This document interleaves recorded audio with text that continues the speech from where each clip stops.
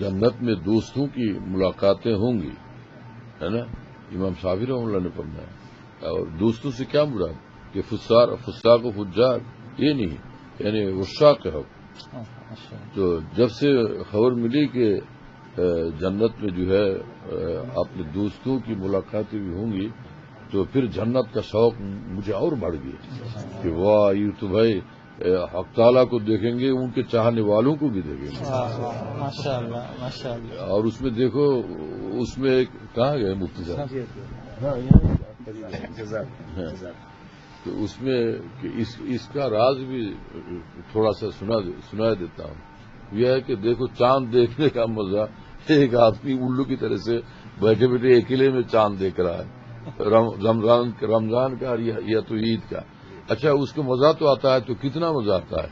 اور ایک یہ ہے کہ بڑے مجمع کے ساتھ چاند دیکھنا، شور مچا دیا، واہ واہ یہ چاند نظر آ گیا، چاند نظر آ گیا، چاند نظر آ گیا. کتنا یعنی مزہ، یعنی کتنا بڑھ جاتا ہے، دوبالا نہیں کہاں تک پہنچ جاتا ہے. تو یہ چاند دیکھنے کا مزہ مجمع کے ساتھ جب ایسا ہے تو پھر حق تعالیٰ کی دیدار جو ہے وہ جبکہ عشاق کے حق کی معیت میں عطا ہوگا تو پھر کیا حال ہوگا، ہے نا. کتنے اچھلیں گے لوگ جنت میں، کیا معلوم. اس میں بھی حضرت والا چاند ہی کی مثال آپ صلی اللہ علیہ وسلم، انکم سترون کما ترون هذا القمر لیلۃ البدر صلی اللہ علیہ وسلم.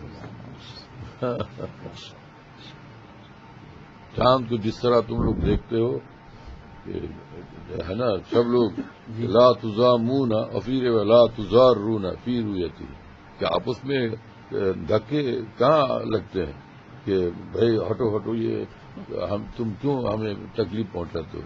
ایسا نہیں، اپنی جگہ سے آرام سے دیکھ لیتے سب لوگ. وہاں بھی سب آرام سے دیکھیں گے اپنے مالک کو. وہاں مزاحمت کا مسئلہ ہی نہیں. جنت اتنی وسیع ہے، مزاحمت کہاں سے ہوگی؟ اتنی بڑی جنت ہم کیا کریں گے؟ میاں بیوی دو اور جناب ہر ایک کی الگ الگ جنت، اور اتنی وسیع جنت، ساتواں آسمان و زمین تو کیا ہے اس سے بڑھ کر. تو پھر کیا کریں گے بیچارے کونے میں کہیں بیٹھے ہوں گے.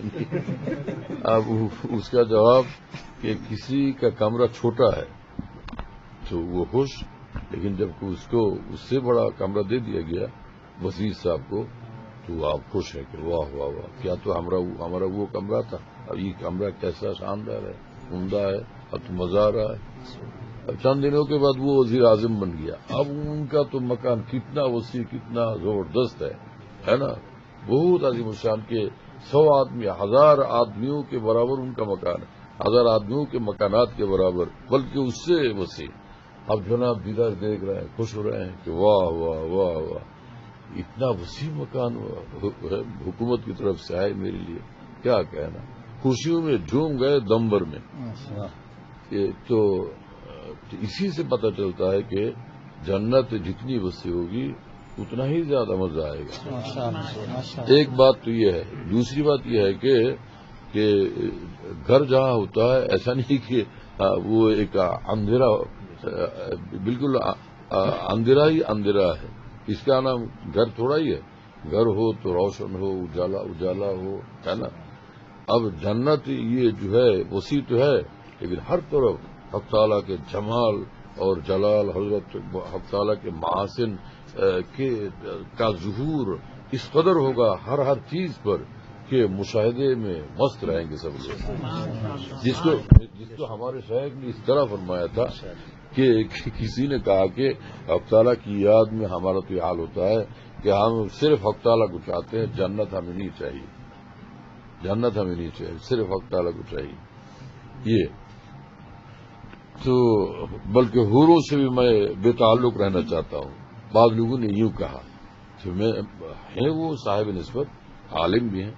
میں نے گلشن اقبال کی خانقاہ میں حجرہ مبارکہ حضرت والا میں نے عرض کیا کہ حضرت جی بعض سالک ہیں تو عالم بھی ہیں، تو انہوں نے اس طرح کہا.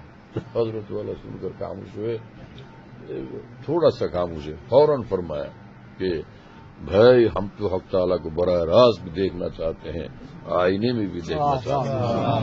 تو پوری جنت اور اس کے تمام مناظر آئینہ ہوں گے حق تعالیٰ کے جمال کے دیکھنے کے لیے. اب مزہ آیا کہ نہیں؟ کتنا مزہ آیا. ورنہ یہ خشکی کا مسئلہ تھا کہ بھائی اتنی بڑی جنت تو ہم کیا کریں گے، آخر کہاں تک دوڑیں گے.